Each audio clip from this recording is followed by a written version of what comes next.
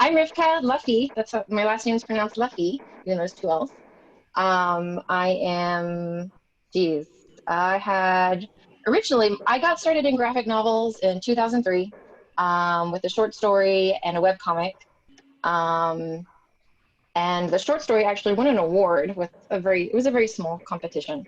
And the webcomic actually ended up becoming my first graphic novel with Tokyo Pop called Steady Beat. It was a LGBTQ dramedy, romantic dramedy about a girl who discovers her sister's gay and sort of her kind of coming to terms with it, because in 2003, the atmosphere in our country was very different. And also it was sort of my coming out story. I identify as pretty broad on the spectrum. I don't identify as lesbian or straight. I kind of, I guess you'd say bisexual, whatever. Anyway, um, so it was a little bit of my story coming out. It was nominated to the American Library Association's Great Graphic Novels for Teens list. The second book was. I'll be honest, the first book was awful because it wasn't edited. There were balloons missing. There were actual dialogue, wrong people speaking. I learned a lot about the editorial process and to never assume that things will be okay if you got to do a lot of the work yourself if you want it to come out right. Don't assume that, I needed a checkpoint. I needed a point where I could have gone back and edited certain things before it went to print. I didn't get that chance. So it was a learning experience. So there were 2 graphic novels. I've done also some tutorial books. I took a break for 10 years. And then now I'm actually doing a graphic novel with Macmillan. And I can't actually say what it's about because the premise is it's their little hush hush about it. But it's nonfiction, but it's kind of fiction. So just to be really vague. Do you have the pub date yet? We don't. The script is still being edited. And this can really give you an idea of how long it can take to get a graphic novel produced. The contract, they approached me July last year. The contract was signed in December, but I didn't get the writing until the script wasn't finished until a couple weeks ago, really. And they're still editing it. So it's I can't do my part until the writing's completely done. So I've literally been on hold on it until the writer and the editing and all that is completely finished. Do you know how many pages it's going to be? 180 to 200. And it's going to be a larger size. It'll be 10 by 7.5. Wow. Yeah. Wow. And full color. How long are you expecting that it'll take you to dry? I estimated about 15 months. So, because I'm coloring, and coloring a graphic novel is really new to me. I've never produced a book in color. So I'm actually a little scared about it. And that's why I bought my iPad, is to learn how to color digitally. And originally they wanted me to do it all in watercolor. I'm not sure that's going to happen. We'll see. We still haven't had quite that discussion on the exactly how they want it colored. Did you have a question? Okay. Yeah. Do they have you working in RGB, or are you going to be working in CMYK for that? I work in actually sRGB because It's a very limited color space, but it'll be printed in CMYK. So I work in sRGB because it's a smaller profile. It's a much smaller document, but I always kind of keep in mind, I know what colors don't work in CMYK. I don't use a lot of really bright colors, and every now and then I'll bring it in. Before I send them a test page, I've done some test colors with them. I convert it to CMYK to make sure it'll translate and won't completely dull down. So, hey, so we want to get started with the actual workshop? Awesome. So I'm going to share my screen with you guys. I'm actually going to turn off my video because I'm on my iPad and I want y'all to just be able to see what I'm drawing instead of worrying about what faces I'm making. But I tested this the other day and I should still be able to share my screen. Okay, what do you guys see? Your screen. Great. Do you see basically a black screen? Yep. Yep. Awesome. So we're going to be talking about readability in comics. And the question is, let me get a little set up here. What makes a graphic novel? This is your comics with panels in the front. What makes a graphic novel readable?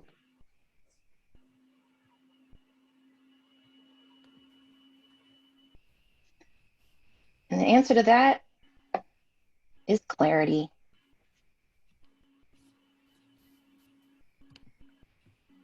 So when I say clarity, there are a lot of different aspects to what makes the comic easy to read.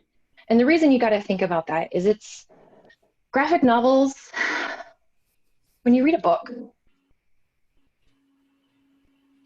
you have text, lines of text, and you know to start in the top left corner, to go right, go down, to read right, go down, and to read right. Like, it is a very linear format.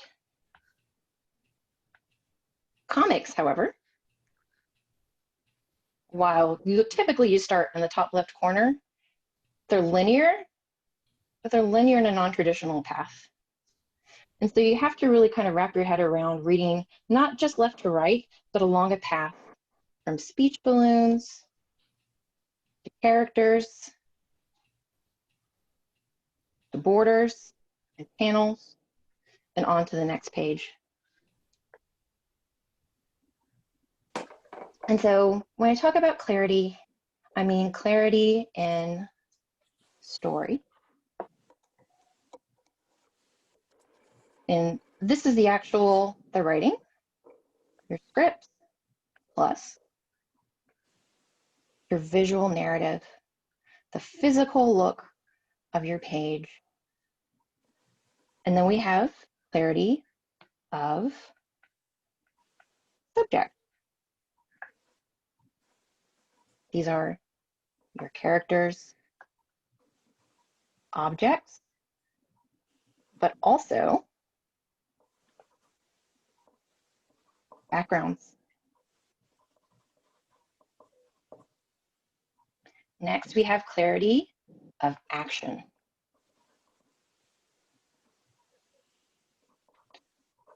This is essentially what's going on within the panels, within the pages themselves. Here's a ball. Here's the ball touching the ground. And suddenly the ball is bouncing. This is action. Next, we have clarity of emotion. This is how your characters feel. But this is also body language and mood, whether that's through colors, through weather, through background, so many different ways to show emotion in a comic. And the very last one, and this is the one, these are the things: story, subject, action, emotion. Every time I look at a page, every time I look at a panel, I think, are these portrayed clearly? But there's one thing that can trump all of these, and that is intent. What is your intent while you're drawing or writing? What are you thinking? What are you trying to portray? Are you creating something humorous? Are you creating something dramatic? And that can really determine how you show a scene. You know, if you're wanting something to feel a certain way, it doesn't matter, like, is the story clear, the subject, the action, emotion? If your intent doesn't come across clearly, it can still be muddled. Your story can still be unclear. So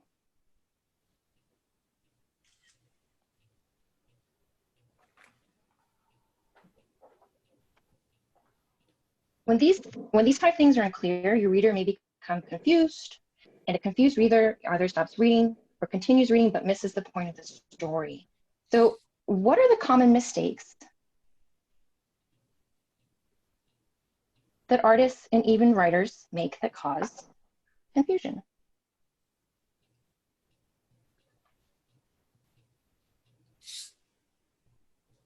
I'm gonna start with the first one. This is actually the biggest one.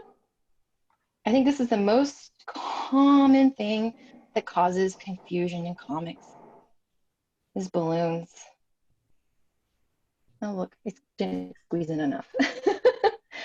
The number one most common mistake that freshman cartoonists and even seasoned illustrators make is neglecting to consider balloon positioning when they lay out panels. So,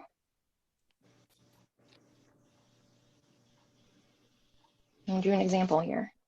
And for the record, I'm just drawing stick figures because it kind of shows that you don't need to be an awesome artist in order to have clear storytelling. You know, here's a person in a panel. Jake needs to be saying, hello. So what's wrong with this panel? Does anybody want to volunteer? Not enough space to put in hello. Exactly. Where is he going to put hello? Is it going to be up here outside of the panel? Is it going to be down here covering the art? There's no room. It is so crucial when you make comics to always be considering space for balloons.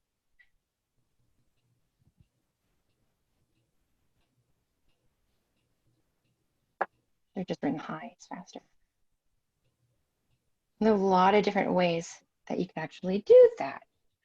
So if you don't consider space and the balloons, it's hard to think that way initially, but kind of once you get an idea, once you've done this often enough, it starts to come really naturally. And the way I think about the way I put balloons into a comic is, if any of your graphic designers, you've probably designed or worked with book covers, and there's always a title. And sometimes the title's at the top, sometimes it's at the bottom. Oops, undo, there we go. And you have to think your actual working space. Oh, uh-oh, what happened? Oh, I'm drawing in black, that's why. Your actual working space here is almost a square. It's like you would put the person down here, and then it's almost like your title is really where the balloons go. So if you ever just like study design, graphic design has actually really helped me to think about where to put my balloons, because they're really design element on the page. They're not just words, they're an element that's included within the page itself. They're a part of the action.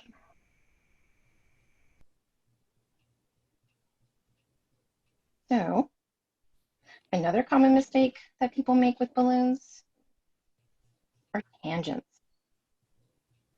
Balloon right here is touching the edge of the page.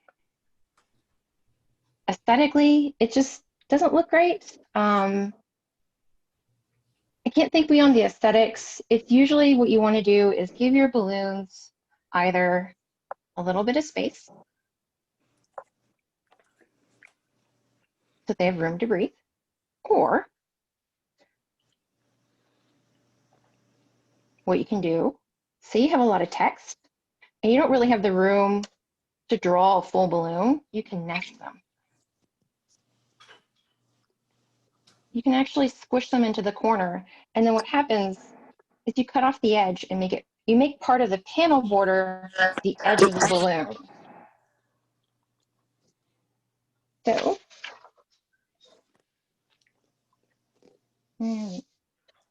and the last part of common ballooning mistakes. Here's a person. Here's a person. And who's talking here? This balloon is equidistant between these two people. So typically you want your balloons closer to the person talking, or make sure to draw a tail long enough that you can see who's talking. There are times that you want the balloon closer, further away. Having a really long tail can actually create dramatic pause, which can be a very useful tool if you're controlling tone. But typically you want the balloon of who's talking to be a little closer to whoever is speaking as a default. Okay, so the next common mistake that a lot of people make that can cause confusion is when text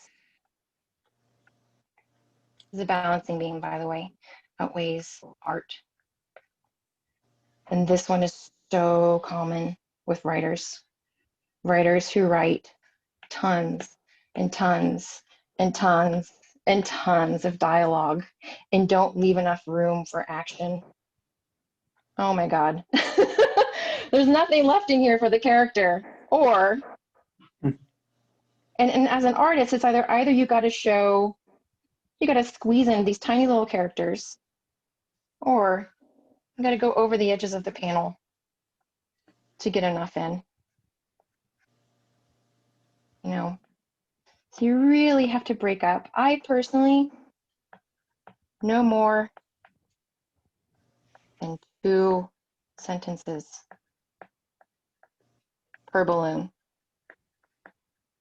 If you have a really large panel, like if you're using the whole page and there's only like a little bit of action on it, obviously you can have more balloons.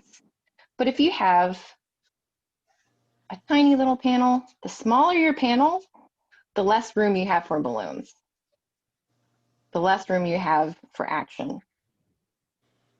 So just kind of a rule to keep in mind. Let me start going backwards here now. See. Oh, so the next mistake a lot of people make is, and this one's related,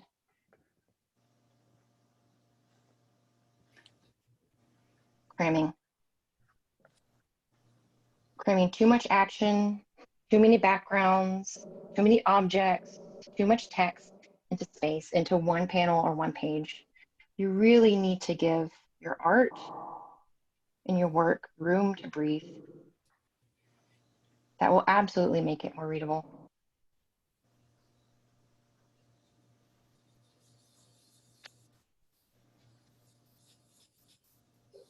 Next one is,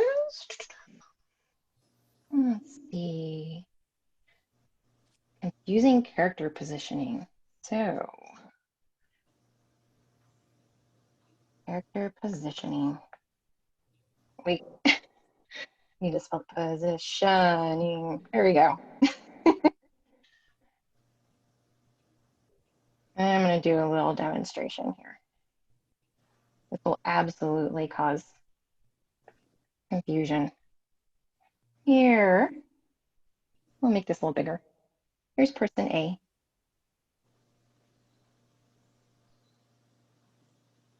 And here is person B.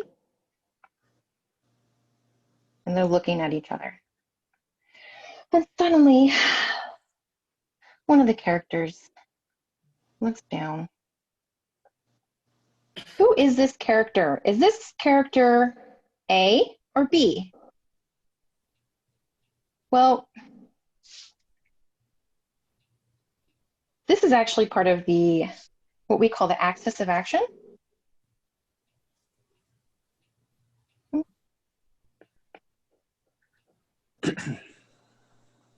Axis of action, or the 180-degree rule.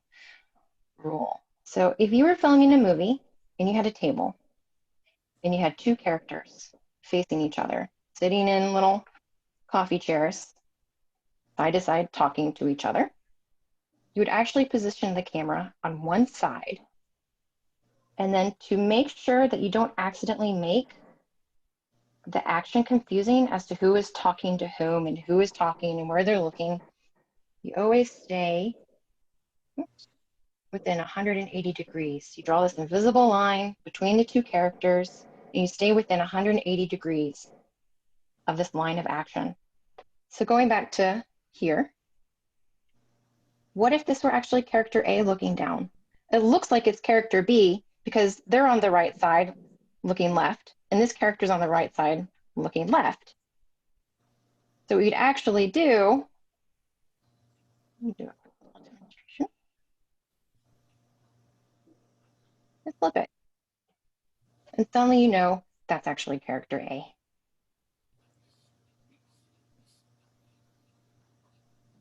Hopefully this is all making sense right now. Wouldn't that So- matter only if they're twins? Yeah. Well, hopefully they're different enough. If you want them to be twins, then you want to cause confusion, then yes. But actually, there's a really good book now by that's coming out by Varian Johnson and Shannon Wright called Twins. And we talk about, I'm going to bring this up later, about how it's really important also to have characters that are not confusing. They don't confuse them with each other. And usually hairstyle, clothing, it's really important to create distinctive looking characters because you don't want them to get visually confused. So next we have, let's see, detail.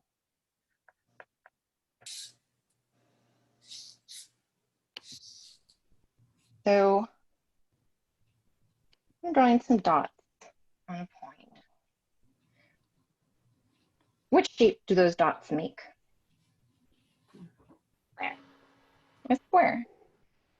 This is the shape of your story. These are your panels on a page. These are how many points of action.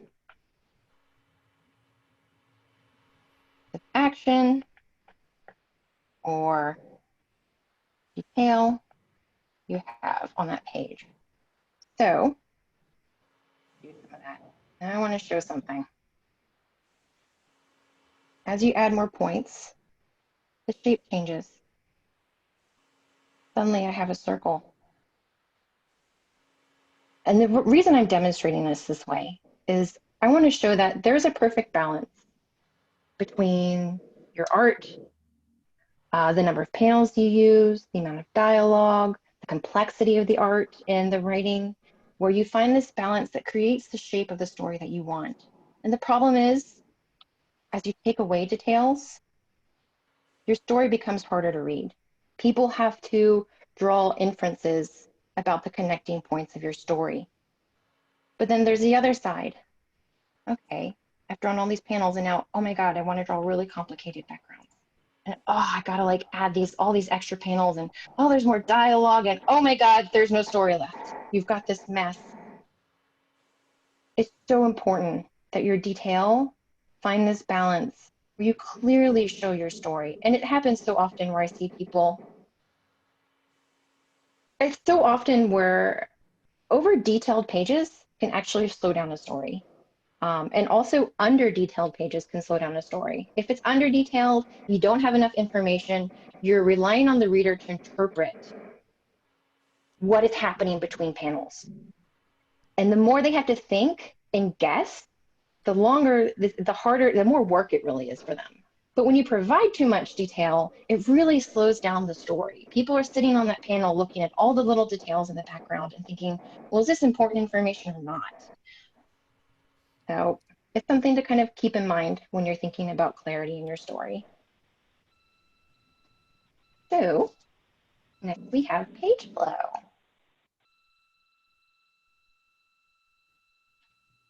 And this is one of my favorite topics ever. Page flow, confusing page flow. Zoom in a little.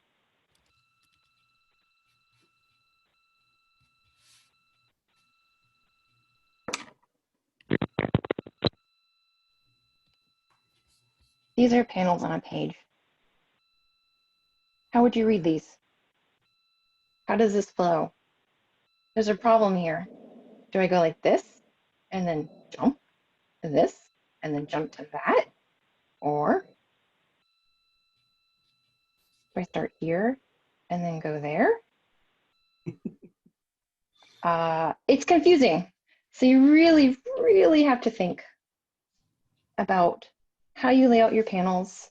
One of the things I kind of like to think of is in paragraphs, breaking up my pages into noticeable blocks. So I'll kind of create a panel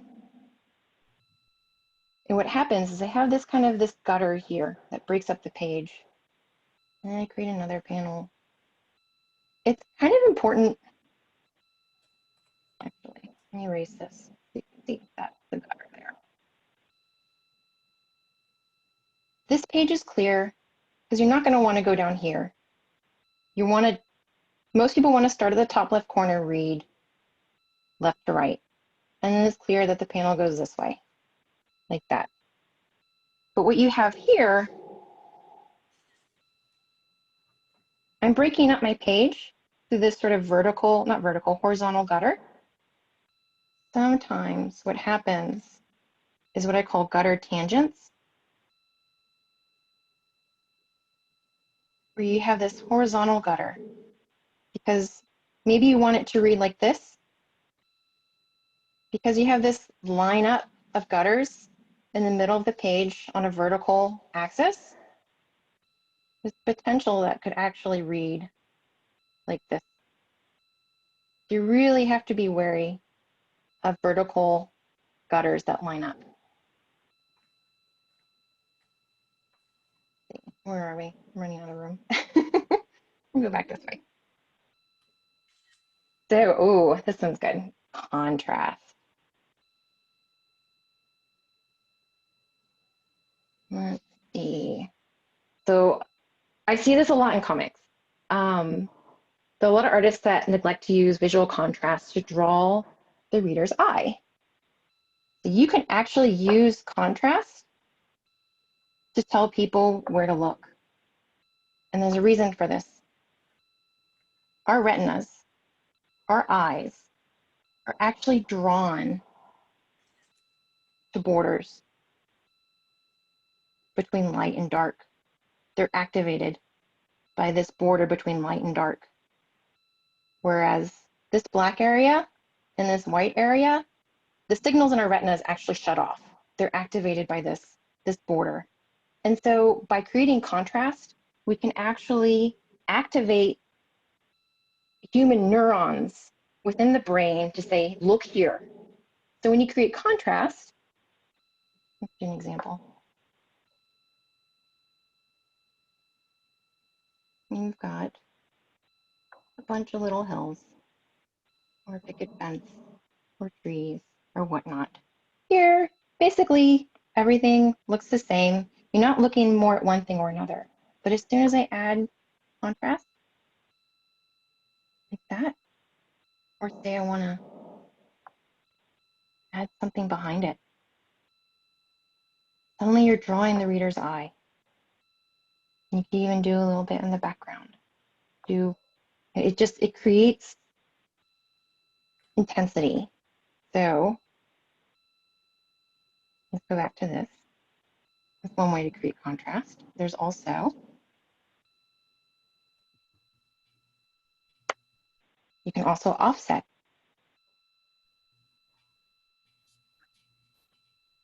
Everybody's grouped together except this one in the middle, which is great if you want to create a sense of isolation, loneliness. There's always this physical distance between objects or people. That's also a type of contrast. There's also height variation. You can make someone lower or you can position them higher. Actually, we'll do this. Create a bump for this character to stand up on. And suddenly they stand out. Those are some of the ways that you can create visual contrast. I see mostly in comics people utilizing, and something really to think of too is color contrast. If you're working in color, it can be really easy to use values that may be different shades of color, but when you convert it to black and white, suddenly it looks all gray. You have to be really careful to choose values that still pop against everything else. But you can use color as a form of contrast as well. You know, maybe everything in the background is these blues.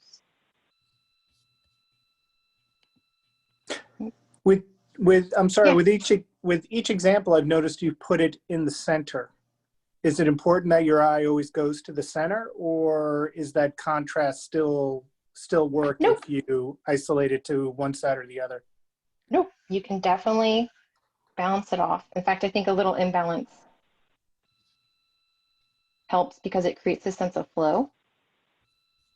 So that was definitely just for the purpose of example. In fact, I feel that by weeding it, you give a sense of motion. It's subliminal. Does it answer your question? Okay. It does. Thanks. Okay, great. Yeah, and actually, I'm almost done here. So I know this is kind of running a bit long. I did time myself. I probably should have. There I have two. Here we go. So I've got two last things to talk about. The last one is trim size. Failing to consider trim size. This is the actual print size of your comic.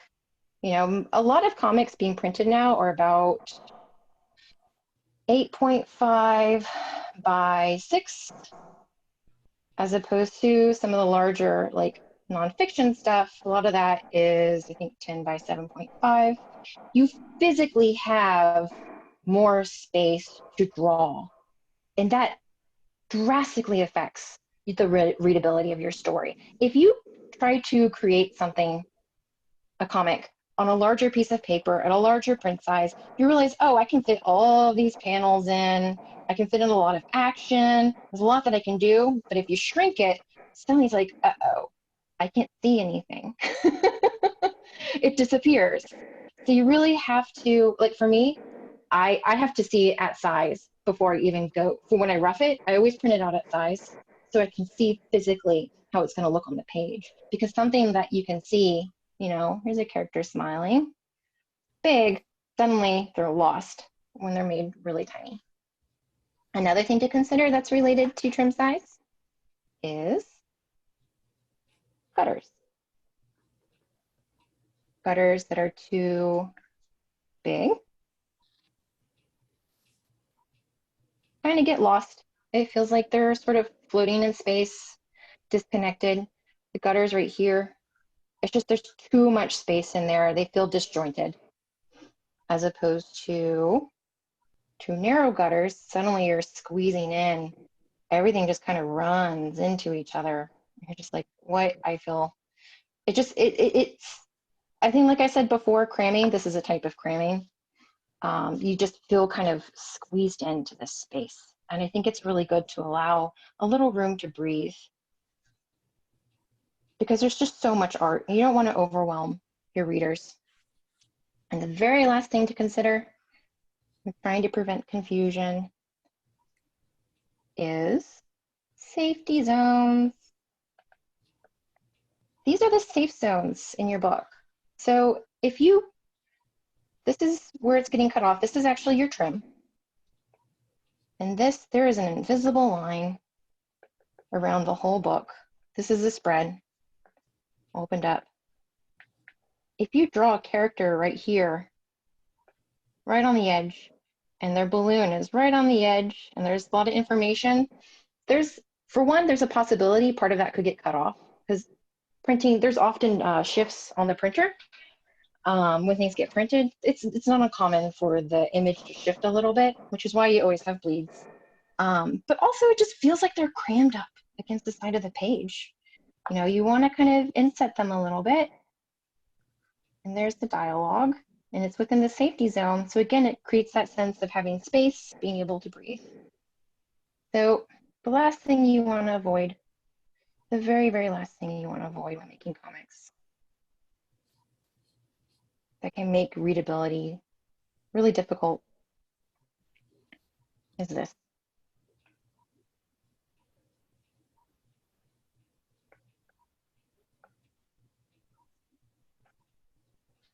Trying too hard. There are times you need to just step back, take a deep breath. It can be so easy to get wrapped up in the details. A comic book is really just a giant puzzle or a giant maze. There are a lot of moving parts shifting all at once. And I know, like for me with creating roughs, if I start to draw too pretty, I actually, like, I need to throw it away. If I start to get too precious on a panel or on a page or on a particular image, it's very easy to get hung up on that. And the same thing goes with dialogue. It can be really tempting as a writer to do all this witty dialogue. Isn't my writing amazing? And yet maybe it's not appropriate for the scene that you're trying to create, because dialogue needs room to breathe, it needs space. And the same thing goes with art. It's like, I'm an artist, I want to draw these really beautiful, complicated pages sometimes, or I want to draw this beautiful scene. But there's a lot of pages in comics that are just like, there's a couple of heads, some emotions, a little bit of an establishing shot. There's not a lot going on that may stimulate you as an artist. So it's okay to not make every page a work of art or a witty satire or what have you. So, and my last words of wisdom, by the way, that if I find space. Oh, I ran out of room. There we go. Is, if you're ever in doubt about whether or not your comic is readable, oh no, see, this is my problem. We'll zoom in. When in doubt, print it out. A lot of people work digitally now, but most comics are made for print, unless you're intentionally making it a webcomic. Printing it out, seeing it physically on paper will probably help you solve at least half of your problems. So that is all. And do discussion. Let me get back to you guys. Stop broadcast. And nope. Okay. Hopefully that was somewhat informative. That was awesome. And actually, there were some really, really good questions in the chat. I didn't see any of them because and that went a lot longer than I intended. Sorry about that. Cool. I want to make sure. So, Alan, you had some questions. You want to ask?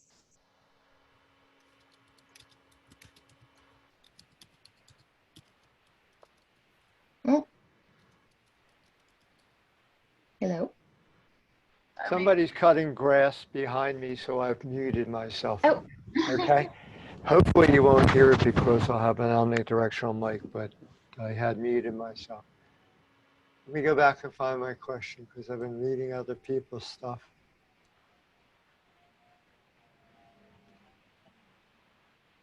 I see someone mention Lewin Pham. She's awesome. I forgot where I wrote it exactly. Oh, here. If someone is writing, if someone's writing the directions for art, do you ever want to see a direction that shows suggested page arrangement? For me as an artist, no. Is that no? That's a no. Because I would not have put that in. That's why I'm asking. Yeah. So you mean like actual panel layouts? Well, panel layout you have to do. I mean, panel 1, panel 2, panel 3. You don't. You actually don't. A lot of writers, some writers do, some writers don't. The script that I have with Macmillan right now that I've been working on, for a second, sorry. I didn't get any panel or any character direction, any page direction, and I'm still making a lot out of it. And I love it. It's actually the reason I took this project is because the writer's written it in a way that has really allowed me to have creative freedom. But I think this is an answer that so many people would answer differently. I don't think I'm the only person I don't think I have the only right answer on that. I think if you have a very clear vision, and I know Varian Johnson does this. He did a really great talk this weekend with the SCBWY, and we've had quite a few discussions about this later with other artists. And there are a lot of artists that don't like to be over-directed, and it's the same thing in picture books. You know, it's like just let the artist do what they do, and a really clear script will be strong enough that the artist can capture the emotion of that story. And it's, think about it like a movie. Movie scripts have very little direction, and yet people make amazing things out of them. That's but I think again, true. Well, like you say, that's not always true. I think you got to go with your gut on that and just kind of take the risk that, if you over direct, are you stifling some of the artist's creativity? Or is the visual so important that you need to include it? There's no easy answer there. I mean, Neil Gaiman and Alan Moore tend to overwrite their scripts. I mean, Neil Gaiman will do like a whole page on a panel. I actually wouldn't take, I know that I mean, like Neil Gaiman came up to me and be like, would you do one of my comics and here's everything? I'd be like, no, but other people would jump at that chance. So I think there's an artist for every writer and a writer for every artist. Okay, thank you. Yeah. Did you want to ask your question?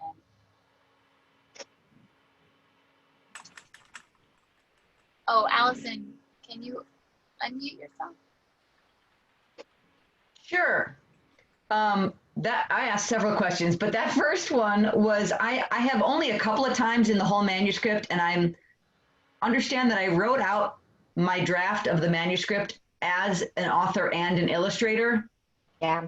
And it wasn't until I finished the rough that I realized that my sucky arm injury and trying to do it with my non-dominant arm really isn't going to happen. I can do a 32-page picture book and cry every day in pain, and that's 32 illustrations. To think of doing 1,000 was like, no. Yeah. So my question is, and a few times I have it in the panel description that it's a 2-panel page with a top and a bottom because I need 2 landscape scenes, but it's only a couple of times. Otherwise I don't dictate like, put this panel in this position, or this is 4 squares that are evenly sized. Yeah. It's only in these two, or I do say a few times that it's a 2-page spread, but I don't say any specifics of how panels should be laid out or size of them or shape of them or anything like that. But Yeah. there's a few times where I specifically say it's 2-panel, 2 long horizontal rectangles. No, if you feel like that's really important to the story, definitely include that. Okay. And the artist can always take issue later. Hopefully you have a dialogue with the artist if they have questions. There can be clarity. And I know that's what Varian and Shannon Wright did, is Shannon took issue a couple of times with the things he'd written out. And he did write out pages, but there were a lot of times she went and changed it and did her own thing. Okay, so it's like that's my question later later. I've got a bunch that have panel descriptions so that I can convey emotion, but at the same time, I think that I'm getting it through the dialogue and through the story. And so if the illustrator wants to show that differently, then by all means, like I feel like I wrote panel descriptions understanding that the illustrator can just run with it however he or she wants to. Is that okay, Janna, as a agent, that when I'm submitting the story that I have panel descriptions, but not everywhere and not super detailed, and I totally understand as an author that the illustrator has discretion to do whatever he or she wants with it to convey that emotion? Yeah, I think that's absolutely fine. Okay. Absolutely. Thank you. I believe that it's interesting, but I think sometimes publishers keep the artists and writers apart, like the publisher acts sort of as an intermediary. For those of you who are working with publishers right now, is there anybody working on a project where there's an author and an illustrator, and are you guys communicating directly, or do you have to go through the publisher? As a picture book author, I've never met any of my illustrators, except during a signing. Mm-hmm. I think that's it's super typical in the picture book world. Rivkah, are you in touch with the author of the piece that you're working on? Yeah, we have active dialogue. We even had a couple of phone calls, and she had some input on the character. There's really only one primary character design, so she had a lot of input on that. And she sees the roughs. And she's had some input on that too, but it is up to me whether or not to take it. And actually, it's her first graphic novel, so they've given me a lot of. I've done a little hand holding with her as well. they specifically put me on this project because I've written and drawn graphic novels before, and she had not, and she struggled a little bit with understanding how to write for the graphic novel format. So we've had a lot of back and forth because of that. It's not usual. That's not typical, and the publisher even says that all the time. This is a very unusual project. Because I have another client who's working with for a second, and she's the artist, and there's a separate writer, and it's all going through the editor. She's not talking directly to the author at all. Yeah, Well, it has to be part of the project. I think it has a lot to do with whether they have an art director in the publishing house that has time to work on your project. You know, Yeah, First Second because has an if art they- director.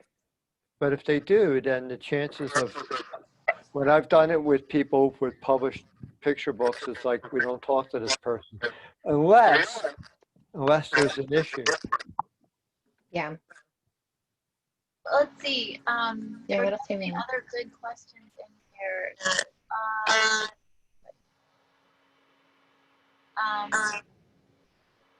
Ed, you the next question. Yeah, Ed said, I'm sorry, did you say Ed? yeah. My question was, so there are some scenes that require a little bit of specific knowledge, be it technical knowledge or something to do with the scene and that kind of thing. And I mean, I'm doing my share of research, but how much of that research do I actually pass on to the illustrator, or do they prefer to do their own, or include, web links and that kind of thing? Are you referring to like, if I'm getting feedback from somebody? Mute everybody and then one. Okay, and then let's see, Rivkah, can you unmute yourself? Did you get that? Did you get Unmute. There we go. There we go. I did get it, Ed. Sorry. I can hear everyone now. I did hear that.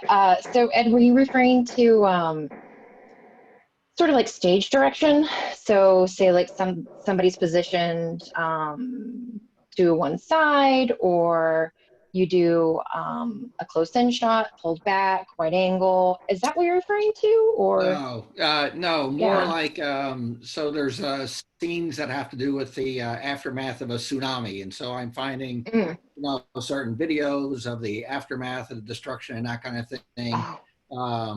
Scenes with different aircraft where there's some technical research and that kind of stuff. So yeah, so do you want to see those, my vision via a web link? Yes, I know. I would love that stuff, and I have done that with my writer on this book, because there's a lot of location change in it, and specifically asked her, like, where have you been? What was your experience there? There's just a lot of travel, and I love that, because I love researching things, but researching through the eyes of the writer. If the writer's already done all that homework, that really helps, because research takes forever. Visual research on a graphic novel, I mean, I can spend days just researching something for one page, or one tiny scene. Thank you. Well, yeah. Bethany, I think you had a question. Is Bethany here? Hi, yeah. Hi, Rivkah. Hey. I had a page flow question. Did one of the little drawings. So page flow, you were talking about the flow. And I was just wondering, when you start thinking about bubbles in addition to the page flow, are you kind of thinking of them along that line of flow? Like, for example, you wouldn't necessarily put a bubble down here. You'd probably try to start up here. Or do you not get that specific in terms of your bubble placement? You do. I absolutely do. And actually, I'm going to share a screen and share I thought this question might come up, so I kind of prepared some examples for this particular. I knew we'd run out of time. So let's see, where are you? There we go. So one of my favorite graphic novels is Laura Dean Keeps Breaking Up With Me. And this is just this beautiful scene. And unfortunately, I can't draw on this page right now. But you can see there's Laura Dean on the left. Hey, hey. And then Freddie on the right. And then you go down the next page and you notice how like the bubble is below Laura Dean's face. It says fancy meeting you here. And then Freddie on the next panel at my house. I like how the balloons are actually very deliberately placed in this. Like, I love how the two hays are kind of, they're not really close to the characters. They're sort of floating in space. The two hays are close to each other as opposed to close to the characters. They're sort of tentatively feeling out how they feel about each other. There's this emotional distance, but sort of this tentative, like, are you still into me or not? And this is a love story and a breakup story. And then on the second half of the page, you have the character on the top with the balloon below her. I love that because you see her expression before you see fancy meeting you here. And then on the next panel, at my house. And I do deliberately, just like this one, Laura Dean, I deliberately placed my balloons in a way that sometimes I want someone to see an expression first before they see the balloon. Sometimes I want them to see the balloon before they see the expression. And it creates really interesting timing because anytime you read the balloon first, and then say you have a character in the middle, and then you have another balloon, and I can actually, I'm just go ahead and draw this, if that helps. Because it might make a little more sense to draw it. I always, always, always think of my balloons when I lay out a page. And this is one of the ways that actually figure out pages themselves is I draw, say like I have a bit of script or action and I kind of like, oh, there's a foot coming up behind this person. And then the person turns, there's a, hey, and this person's turning, I'm looking over their shoulder. I'm not doing very well right now, but no, you're looking over your shoulder. Okay, off camera. And so what's happening here, there's a foot, and then you see the hey, and then you see, oops, and then you see the person looking over their shoulder. If you reversed that, here's someone coming up behind the person, they look over their shoulder, and then someone behind them is going, this is like the tail coming off camera, hey. This order is crucial. Knowing the order of your balloons and the order of your action and the way they're laid out on the page, I personally feel is a big part of readability and also controlling the flow of action. Does that kind of answer your question? Yeah, totally. Thank you. Okay. Yeah. Yeah, it's just kind of an aside. One of the first things I do when I'm kind of thumbnailing my script, I actually don't lay out the pages first. I lay out the action. I will literally do like, here's my script, and then I'll take like, okay, here's the part of the script I think is a panel. I'll do panel 1. And here's the next part of the panel. This will probably be panel 2. And I find emotional breaks for each page. And so, oh, I know I'm going to have 5 panels in this page. And then what I'll do next is, okay, I'm going to take panel 1, P1, this line of dialogue or action, and I'm just going to do, oh, somebody coming up behind Sarah. Here's the foot. Panel 2. Sarah turns. She looks over her shoulder. Someone says hi. Or whatnot. I'm not actually thinking about the panel layouts at this point. I'm just thinking about the action. And so once I have all of my action, then I go and actually deliberate, you know, how am I going to lay this panel out on this page, all of these panels, and I'll actually sit there and kind of play with them and play with where the balloons are placed. But by knowing what my action's going to be, it makes it a lot easier for me to then place the dialogue balloons and think about it as a whole. Like I said, it's a big puzzle that just kind of, you got to put the pieces together all at once. Where am I? Okay, let me stop sharing my screen. There you go. Was that clear? Yeah. So I was trying, I hope I found all the questions in the chat, but I think Paul, Tony, and Des had questions. Paul, are you here? I'm unmuted now. Can you hear me? Oh yeah, there you are, yeah. Oh, hold on a second. Let me literally just called me. And I'm on my phone. Anyway, you kind of answered it already, but I'm gonna ask it again just in case it's not fully answered. I'm only a writer, I don't illustrate. So when I'm writing out my manuscript, I was told to write it like a movie script. So I wrote it so that I explained the scene. You know, interior, coffee shop, two people sitting at a table, and then the dialogue happens. So I don't go into each panel description. And I'm hoping that's correct. You know, I'm leaving that up to the illustrator, hopefully an illustrator. But is that, or should I be breaking this down into each panel? Like, okay, this discussion needs to go in this panel and that discussion needs to go in that panel. I mean, I think that's, to me, that's the ideal script personally. Okay. I love those scripts. So again, it depends on the artist. Okay, hired, just kidding.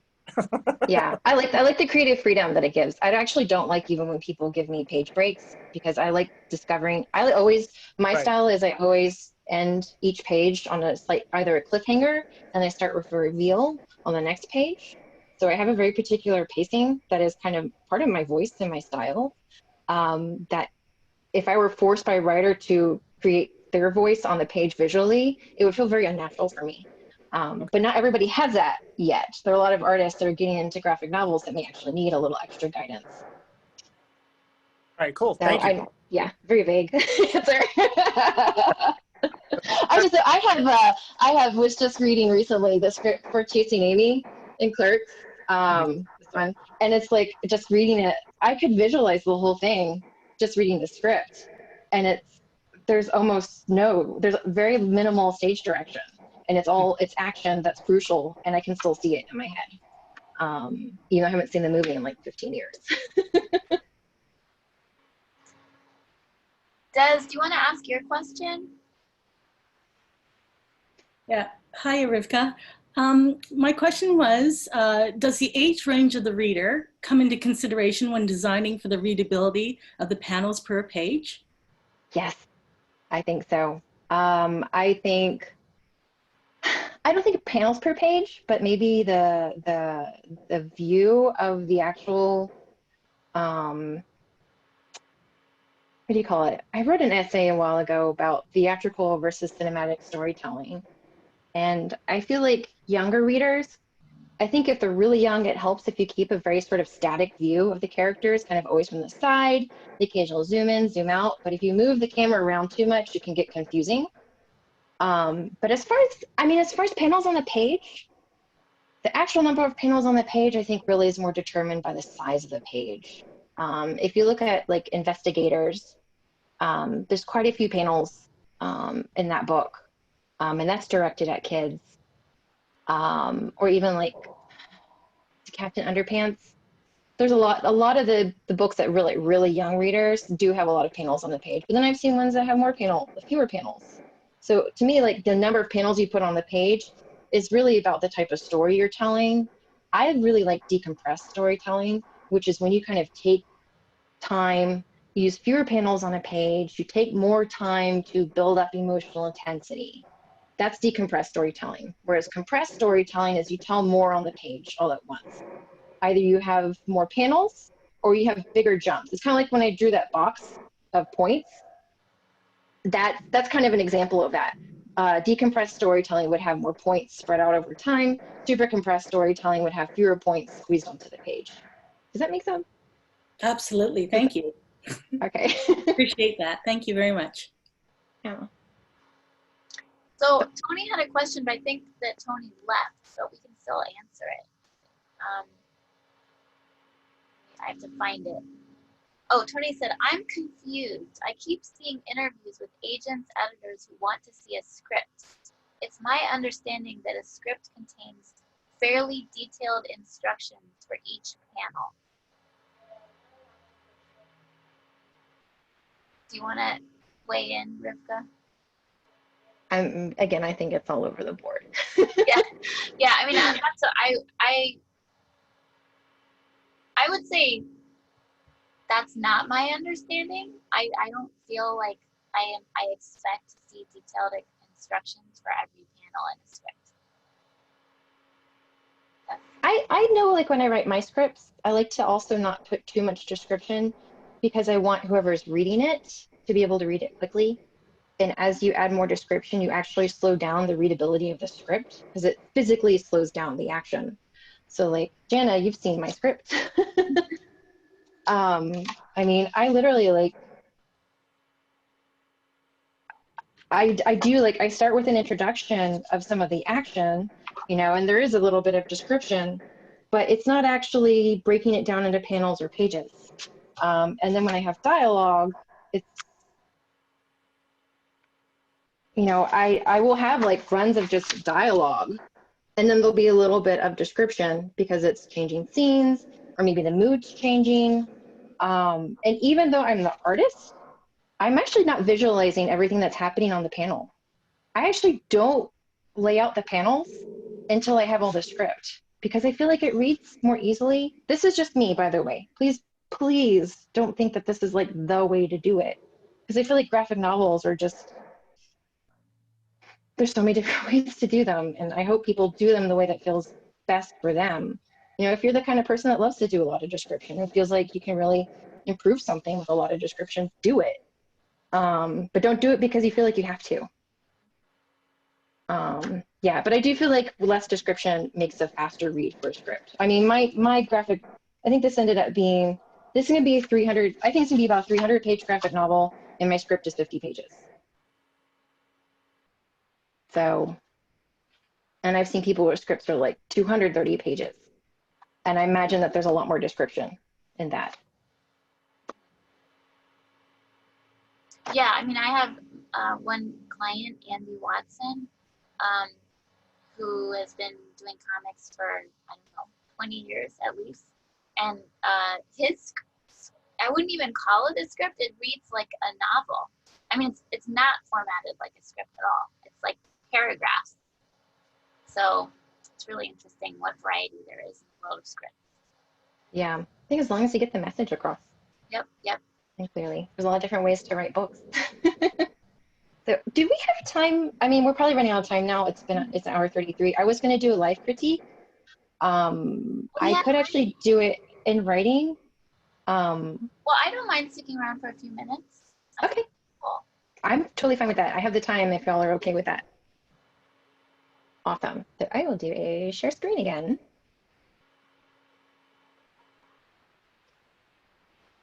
And let's see. Oh. Okay. Actually, there's a couple of really good examples I wanted to use, but let's start with, oh, shoot, I didn't put anyone's names on these. So let me share this to Procreate. And then I can draw on it. Hope y'all don't mind me drawing on your pages.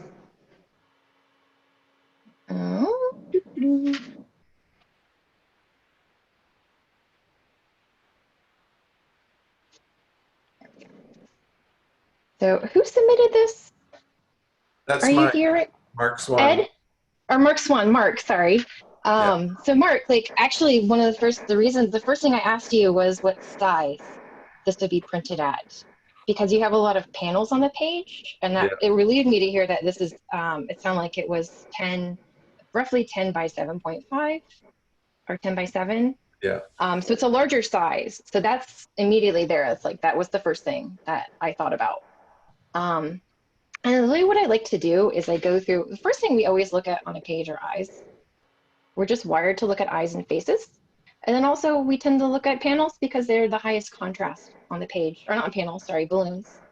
So I literally just go through and like, what am I looking at? This right here, got a little confused. because of these being connected. I actually almost skipped, and you can see I skipped over this a little bit. I want to look at the faces.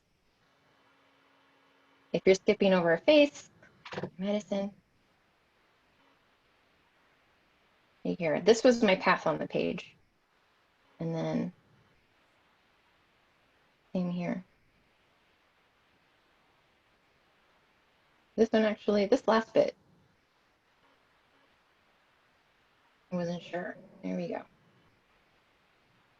And I find if I actually kind of do this, it does help me determine whether or not this page was readable. And the more complex your path, the more likelihood there might be some confusion. And it also helps me with timing. Like, is your intent to read this first? And then to see the baby, and then to read this. And I like that because you do actually, like, this is really well positioned. I go first to the character, and then I read what he's saying, and then I see the baby, and then why can't you people leave me alone? The only thing that caught me is this tangent here. Right there. I would move it up just a little bit, because otherwise there's a very slight likelihood someone might go there. But I feel like it's fairly clear. And then I think the part where it became a little more muddled was this right here. I think if you disconnect these, it'll make it so that I look more at the character and less at the balloons. And I like how you position this in kind of an arc. The way she's on the floor, she lifts up, she's screaming, and then I love this little arc that you did. It's a nice kind of compositional addition to this. The one thing that I got a little lost, I feel like I have really clear action.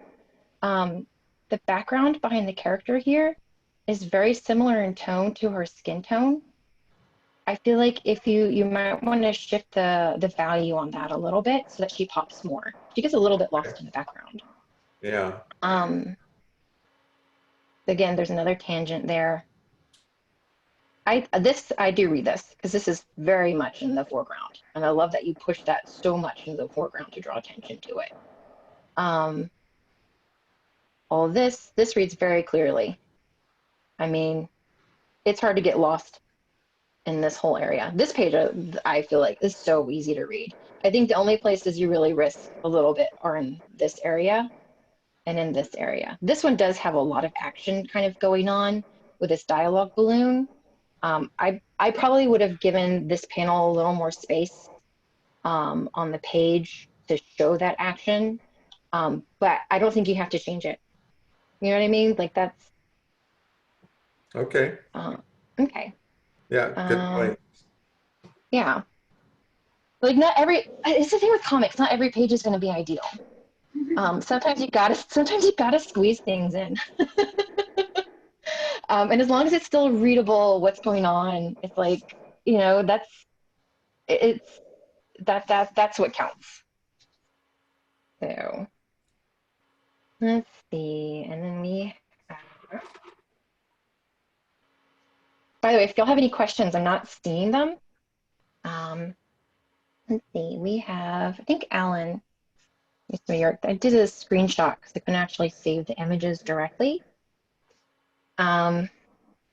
So Alan, you submitted a sample from one of the books that you're working on. You did the writing, right?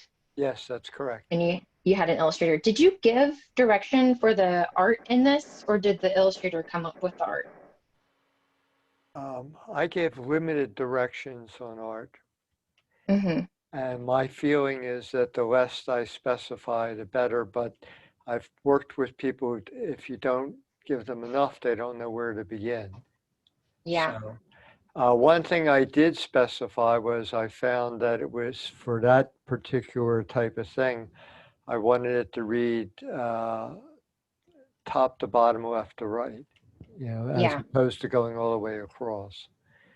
So that you don't wind up getting confused going across the pages. Each page has to stand independently, and that was based on some model text that I was looking at.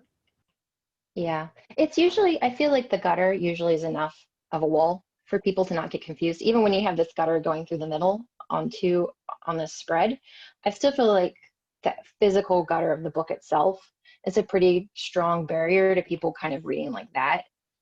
The exception to that would be if you had, say, like one giant panel down here, then people would see it as reading this way. Like they do that in anime all the time, where you have a bunch of panels up top and there's like this big spread down at the bottom. Sometimes that happens. I don't think you have to worry as much. Well, that's what I was talking about. Would you want to Yeah. see that in directions where it shows it Mhm. goes across the spread as opposed Yeah. to across the page? Yeah, I think that's not as big of a worry as actually the balloons. You have a lot of these balloons that kind of come out, and it's not too bad. It's almost stylistic in this. It kind of works because you have these really large gutters. I still feel though that it feels to me a little bit like the balloons were almost an afterthought, or maybe not an afterthought, but I feel like they need more space when planning out the art. Like this probably could have actually been a slightly smaller balloon as well. It doesn't cover up as much of the art. This could have bumped up against the top and kind of nested in. I'm not, something about it overlapping her hair right here creates a bit of a tangent. This right here is a tangent. I'd really kind of rethink, really plan balloons along with the art. Like this one could be nested up against the corner like that. And I don't, the overlapping the mouse, it just feels uncomfortable. I feel like it's like the balloons on top of his head as opposed to like physically on top of his head. So that's one thing to think of. I think when I read this through, I read the whole story. I did understand what's going on, but it took me a little bit to interpret it. And the biggest thing is like us talking about points in the story. There's a lot of jumping. So this is actually, maybe it's not the best page. This one was actually fine. I think this one does it. There's a lot of jumping within the story itself, especially on this second page. Father fired the maid, possibly the most popular circus act in the world gone. They're kind of sad. Fire near the big top. You have these very broad points. It feels almost like you're capturing like the most important, I'm trying to think how to put this into words. The most important scene and individuals in different scenes. So I'm trying to think of how to demonstrate this. Okay, so they're at the circus here. And then suddenly we're on our bed. There's a huge gap between these two scenes in time. And there's really no transition. I would have actually had the conversation between the father and the daughter take up a whole page. Because to me, that's a really important scene. And I think it would help some of the clarity, because I have to make this sort of mental jump here in the gutter and assume I have to think what's happening between this panel and the next. There's a lot of sort of guesswork on the part of the reader.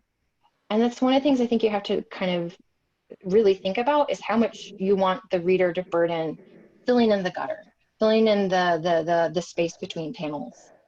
And I think if you have, kind of slow down the action and give more room to each scene, at least a page, instead of just immediately going to the next location and the next panel. Like you literally spend one panel and then on the scene, and then here's the next scene on the next panel. Like it can feel a little quick, but that's just, I'm not sure how else to really put that. I think what you're saying is that there's too much, the story advances too quickly. Yeah. If we made it twice as long, it would be more coherent. I think so. I think you could actually go through and take like colored pencils and look at, here's the scene. And then here's a scene. And this is almost like an establishing shot moving into this. Here's that scene right here. And just think about how often you're transitioning to new scenes. Like this is a scene here.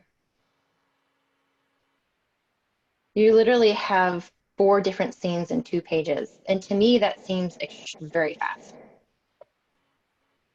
To me, that feels like a lot of work to be transitioning between all these scenes within 2 pages. Okay, this may look finished, but it's actually draft. Okay. Mhm. So, but I do think the storytelling is pretty clear. Actually, I really liked this scene. I love the zoom in on the, and then switching to the two characters, watching them. This was, I love this. I love this transition across 3 panels. This, here's a beat, boom. Here's a beat, boom. There's a beat, boom. It really draws me into the scene itself. I just moments like this read very clearly. Oh, and then photos. Let's see. Uh-oh. Oh, yeah, that's the screen share. That's why. I got confused. Here we are. And I got, here we go. And is it Annette? By the way, thank you. Oh, you're welcome. Is Annette here? I don't think so. Yes, that's me. Oh, you are Oh, here. Okay, yay. Good, good. AYH. Thank you. Is that how you prefer, is that how you prefer your name? AYH? No, that's just my what is that called? Zoom name, because I do a lot of Zoom things. But you prefer Annette, right? Yes. Yes. Thank you. Oh, no. And I loved, you sent me some changes on this and I loved them. You actually cleared up a question that I had, which is, there's this panel on the right where she's going down the drain. I love that you added a drain because originally you had it as just a panel and I wasn't sure what was going on. And by turning the panel into a drain, I loved that. So, but I think right here, you're good at showing action, character expression, body language. That comes across very clearly. I like your palette. Again, I think this is kind of the thing I was talking about before, balloons, kind of going over the page. I feel like you might have wanted this panel here. The first panel could have gotten a bit more room to breathe. You might have had it have a little more real estate and made this panel a little smaller. The 2 parents side by side, even if you had to cut them off a little bit. The same thing goes here. Like, it's hard. I mean, I get how difficult it is to figure out where to put your balloons, but when they do overlap, like these and this, it can really disrupt the flow of the story itself. And I love this though, by the way. I like how these balloons go like that. I like that. I like how you stacked them like this. You might, sometimes what artists, cartoonists do is they'll actually connect these balloons with little, like in white. So they feel, because they're part of one sentence. Oh, white, there we are. You can do a little like, oh, here's a little tail going out. And then there's another connecting. And because it's one sentence, my life is officially over. It does a little bit of a visual connect. So they don't feel quite so isolated as balloons from each other. So, but I think like compositionally, your characters, I love all that. I think they're highly readable. I think just the ballooning is definitely the one part of this that it's tough because it's like you may end up having to redraw a lot of it because you have to often reposition characters in order to move the balloons to make them fit. And balloons don't always have to be flat. You can change the shape of balloons. You can make them longer or you can make them taller in order to fit where you want them to go. So you might even like here, make a slightly, like you can actually make balloons that are not entirely round. You can, where's my white? There we go. You can actually like put a little bit of dialogue, the first like few phrases up on the top line, and then sort of nest down here, like finish it down there. You can create oddly shaped balloons as long as people can still read them. And I do that a lot myself in order to like, that's why I like hand drawing my balloons because then I can customize the shape of the balloons instead of always being, you know, this is circle. If that makes sense. Yes. Okay, I hope that helps. And I think that's it. The Thank you, Rivkah. This was so awesome. yeah. Rivkah, one quick question. Mhm. Do you ever see where there's too much dialogue, where you'd rather have it turned into a little bit of narration that would simplify and eliminate the need for some of the dialogue? For narration. By narration, talking about the stuff that you stick at the top left Yeah. or across the top, the sort of stage directions as opposed to dialogue. Do you ever see, oh, I got so much dialogue here, it could just be simplified with a little bit of narration? To me, it feels like cheating. It's like it's a shortcut. And I feel like that kind of takes away from what graphic novels do really well. You know, like you can, if you want to show something happening later, you might show a panel where, oh, the previous panel is taking place during the day, and the next panel on the next page is outside of a house at night. And you immediately understand that this is later in the day someplace else. I feel it's better to draw it. I just feel like if you try to summarize stuff, all in narration, like to me, narration usually is internal dialogue, the character's thinking something. But if it can be done visually as opposed to narration, I tend to err towards visuals, doing it visually. I don't know if that answers your question, because I don't do a lot of narration in my own books. And actually, the book with For Second it's all narration. There's no dialogue, but it's treated like dialogue. It's really strange, but it's integrated into the pictures, overlaying them. So I treat it like dialogue. I can't show you any examples. That's okay, I understand. Yeah, Thank you. I know. Yeah, some of these answers are really vague because there's so much you can do in comics, you know. All right. Well, thank you so much, Rivkah. You went first. I really, really appreciate that with the first Lunch and Learn session. And I just want to remind everybody here that if you have an idea for something, you can message me or email me anytime. And then next week, I think, is going to be the first book club meeting. And we're going to be playing blankets. Yay! Blankets. I can't wait. Okay. Yeah, thanks for being my guinea pigs, y'all. Thank you. Thank you. All right. Have a great weekend, everyone. Bye, guys. Bye. Bye. Happy New Year. Happy New Year. Yeah, Happy New Year. Thanks.